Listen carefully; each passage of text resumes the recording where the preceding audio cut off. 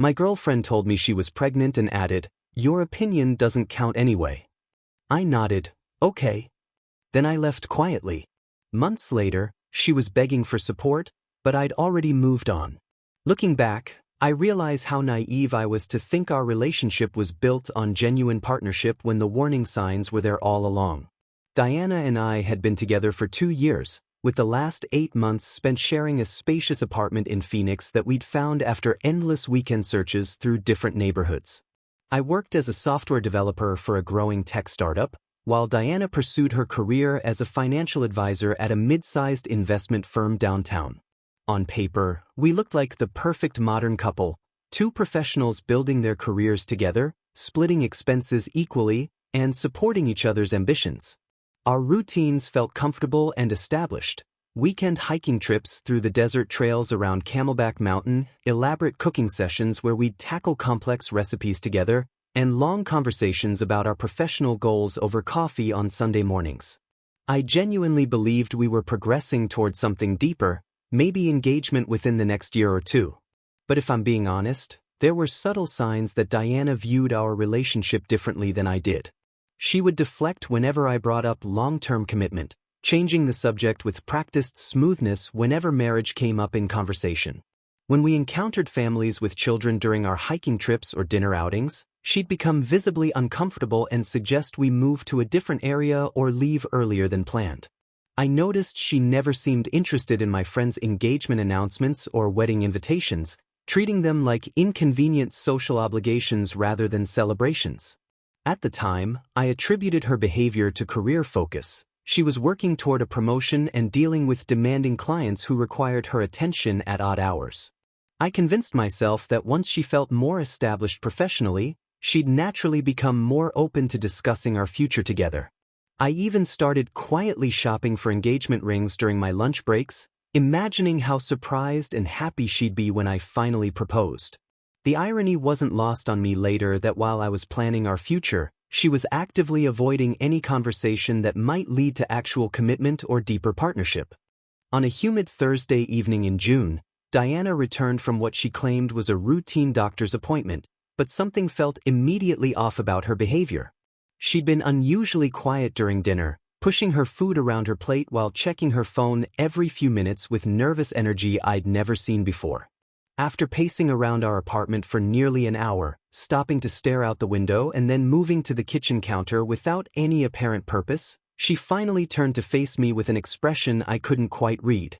"I need to tell you something," she said, her voice carrying the same flat tone she used during difficult client calls at work. "I'm pregnant." The words hit me like cold water, not because I was unhappy, but because of how she delivered them, like she was announcing a minor scheduling conflict rather than life-changing news. My initial surprise quickly transformed into something that felt like cautious excitement as my mind immediately began racing through possibilities and practical considerations. I started mentally calculating how we could convert our spare room into a nursery, wondering about the timeline for maternity leave, and thinking about the financial adjustments we'd need to make to accommodate a growing family. "That's incredible," I said, moving toward her with what I thought was appropriate enthusiasm. "How are you feeling? When did you find out? We should probably start looking into health insurance options and maybe research some parenting classes."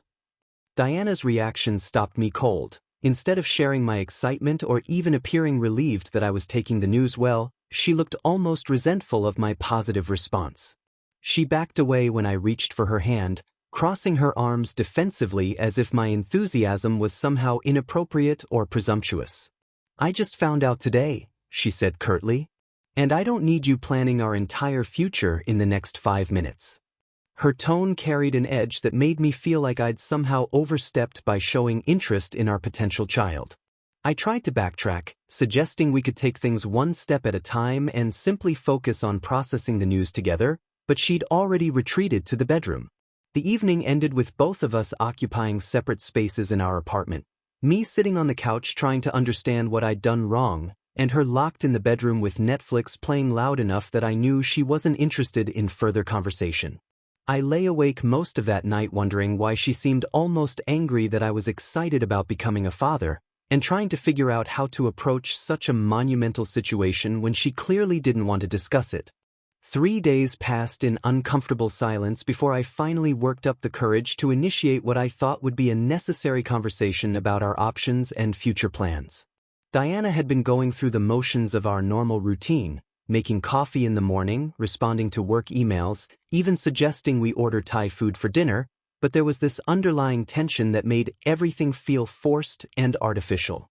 On Sunday afternoon, while she was scrolling through her laptop on the couch, I sat down beside her and gently suggested we needed to talk about the pregnancy and what we both wanted moving forward.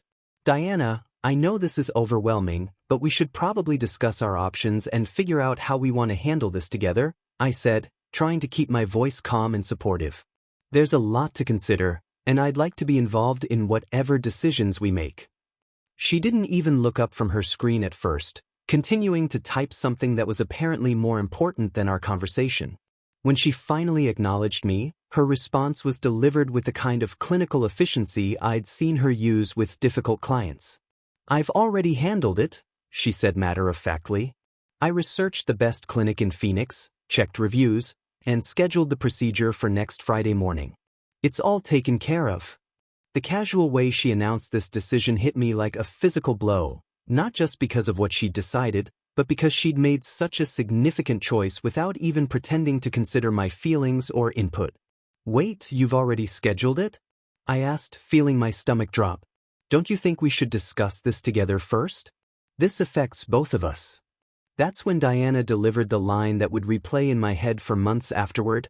Your opinion doesn't count anyway. This is my body and my choice. The words were spoken with such dismissive certainty that I felt completely erased from the equation, like I was some random stranger offering unwanted advice rather than her partner of 2 years and the potential father of this child. I tried explaining that while I respected her autonomy, I'd hoped we could at least talk through our feelings and consider all possibilities together, but she cut me off before I could finish.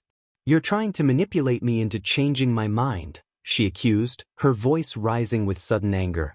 This is exactly what I was afraid of, you thinking you get a vote in what happens to my body. The conversation spiraled from there, with Diana painting me as some controlling figure trying to coerce her reproductive choices, while I struggled to explain that partnership should involve some level of mutual consideration, even when one person ultimately makes the final decision. By the time she stormed off to the bedroom, I realized she viewed my emotional investment in our potential child not as natural paternal instinct, but as an inconvenient obstacle to her predetermined plan. The following days were brutal as I grappled with harsh realities I'd never been forced to confront before. I spent hours researching reproductive rights and responsibilities, trying to understand the legal and emotional landscape we were navigating, and what I discovered left me feeling completely powerless. The system was crystal clear. If Diana had wanted to keep the baby against my wishes, I would be legally bound to provide financial support for 18 years regardless of my personal feelings about becoming a father. Every month, a portion of my paycheck would disappear to support a child I hadn't wanted, with no consideration for my emotional or financial readiness for parenthood. But conversely, my genuine desire to become a father and raise this child meant absolutely nothing in the face of Diana's decision to terminate the pregnancy. I had no legal standing, no voice in the matter, no recourse if she chose to end what I already thought of as our family's future. The asymmetry was staggering. I could be forced into fatherhood financially but prevented from it emotionally, depending entirely on someone else's unilateral decision. When I tried confiding in friends and family members about my emotional turmoil, most responses followed a predictable pattern that made me feel even more isolated. You have to respect her choice, my sister said during a phone call where I'd hoped for some understanding. It's her body, Marcus. You can't force someone to have a baby they don't want. My college buddy Dave was more blunt. Dude, you dodged a bullet. Kids are expensive and tie you down. You should be relieved she's handling it. Even my own mother, who I thought would understand my desire to become a grandfather's father, focused entirely on Diana's autonomy without acknowledging my legitimate grief over losing a potential child I'd already begun to love. The most painful aspect wasn't the decision itself. I genuinely understood and respected reproductive autonomy in principle. but Diana's complete lack of empathy for the emotional devastation I was experiencing. She continued planning the procedure with the same casual efficiency she applied to scheduling dentist appointments, treating my obvious distress as an annoying inconvenience rather than the natural response of someone grieving the loss of their potential child. When I tried explaining that I wasn't asking her to change her mind, just hoping she could acknowledge that this was difficult for me too, she accused me of emotional manipulation and guilt-tripping. "You're making this about you when it has nothing to do with you," she said dismissively, as if my feelings were completely irrelevant to a situation that involved what I considered our shared responsibility and future. In a last-ditch effort to salvage some semblance of partnership and my role in this decision, I approached Diana on Wednesday evening with what I thought was a reasonable compromise. She was sitting at our kitchen table reviewing paperwork from the clinic, highlighting appointment times and post-procedure instructions with the same methodical attention she gave to client portfolios. "Diana, I'm not asking you to change your mind," I began carefully, sitting across from her. "But could we maybe postpone the procedure by just 1 week? Not to pressure you, but to give us both a little more time to process this together and make sure we're thinking clearly about such a permanent decision." Her reaction was immediate and harsh, like I'd suggested something deeply offensive rather than a brief delay for reflection. "Are you seriously trying to manipulate me right now?" she snapped, throwing her pen down with enough force that it bounced off the table. "This is exactly what I was afraid of, you thinking you can guilt me into changing my mind by asking for more time." I tried explaining that I genuinely wasn't attempting manipulation, just hoping we could approach this as partners who cared about each other's emotional well-being, but she cut me off before I could finish my thought. "Any delay is just your way of trying to coerce me," she continued, her voice rising with anger I'd rarely seen before. "You think if you can just buy more time, you can wear me down or make me feel guilty enough to keep it." The accusation stung because it was so far from my actual intentions. I wasn't trying to change her decision, just hoping she could acknowledge that this affected both of us and deserved more than a rushed, unilateral choice. "That's not what I'm asking for," I said quietly. "I just think something this significant deserves careful consideration from both of us." Diana made it crystal clear that she viewed my emotional investment in our potential child as a character flaw rather than natural paternal instinct. "Your feelings about this don't matter," she said with brutal honesty. "This is happening to my body, and I'm the only one who gets to decide what happens next. Your job is to be supportive, not to complicate things with your emotions." The conversation ended with Diana confirming her Friday morning appointment and casually mentioning that she might need me to pick up takeout dinner afterwards since the procedure would probably leave her tired. "Maybe that Thai place we like," she added, as if we were discussing plans after a routine medical checkup rather than the termination of what I considered our potential family. In that moment, I realized Diana saw me as nothing more than a convenient support system, useful for practical needs like transportation and food delivery, but completely disposable when my emotions became inconvenient or challenging to her predetermined plans. While Diana went to her appointment on Friday morning, I quietly executed a plan I'd been formulating since our last conversation.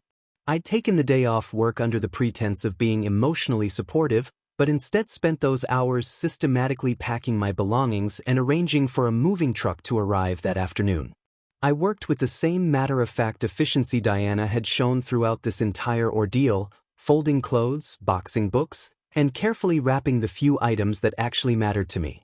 The engagement ring I'd been secretly shopping for went back in its box, destined for return to the jewelry store where I'd spent lunch breaks imagining Diana's surprised reaction to my proposal. When Diana returned home around 2 p.m. expecting to resume our normal routine and probably wanting that Thai food she'd mentioned, she discovered my goodbye note propped against the coffee maker where she'd be sure to see it. "Diana, I've realized we want fundamentally different things from a relationship. You need someone who will provide support without expecting emotional consideration in return. I need someone who sees me as an equal partner worth consulting on major decisions. I wish you well, but I won't be coming back. Marcus." I'd also left my spare key on the kitchen counter and transferred my portion of next month's rent to her account, ensuring she wouldn't face any immediate financial consequences from my departure. The moving truck had already taken my furniture and belongings to a furnished apartment I'd found across town, complete with a month-to-month lease that would give me flexibility while I figured out my next steps. 6 months later, after I'd settled into my new life and started dating Rebecca, a kindergarten teacher who shared my desire for children and treated major decisions as team efforts, Diana began experiencing her own difficulties. She'd lost her job due to company downsizing and was struggling financially without the dual income we'd maintained during our relationship. Her attempts to reconnect started with casual text messages asking how I was doing, then escalated to phone calls where she hinted at wanting to meet for coffee to catch up and work through our issues. When I politely declined these overtures, explaining that I'd moved on and was happy in my new relationship, Diana's messages became more desperate and direct. "I made a mistake, Marcus," she wrote in a lengthy text.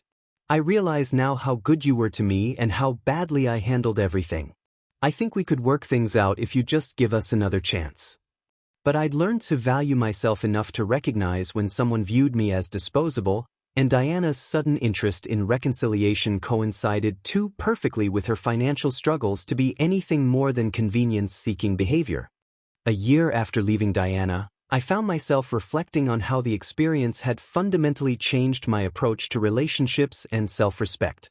The initial grief over losing my potential child had gradually transformed into gratitude that Diana's callous treatment had revealed her true character before I wasted more years on someone who fundamentally disrespected me as a partner. I'd learned to distinguish between healthy compromise, where both people's feelings matter even when one person makes the final decision, and complete capitulation, where one person's emotions are dismissed as irrelevant obstacles. My relationship with Rebecca flourished because we'd established from the beginning that both partners' opinions carried weight in major decisions, especially those involving our future family plans. When Rebecca and I discussed having children, she made it clear that while she understood the biological realities of pregnancy, she valued my emotional investment in our potential family and would never make unilateral decisions about something that affected both of us so profoundly. "If we're going to build a life together," she told me during one of our early conversations about the future, "then we need to build it together, not as separate individuals who happen to share space, but as actual partners who consider each other's feelings in important decisions." The contrast with Diana couldn't have been more stark, and it made me realize how much I'd been settling for scraps of consideration rather than demanding the respect I deserved. While I still occasionally felt a pang of sadness when I thought about the child that might have been, I'd come to understand that Diana's dismissive attitude toward my feelings had been a gift in disguise. It forced me to recognize my own worth and refuse to accept relationships where my emotions were treated as inconvenient afterthoughts. The experience taught me that walking away from toxic situations, even when it's painful and even when you love someone, is often the healthiest choice for long-term happiness and self-preservation. Some people simply aren't capable of the mutual respect and consideration that real partnerships require, and no amount of patience or understanding can change someone who views your feelings as obstacles to their predetermined plans.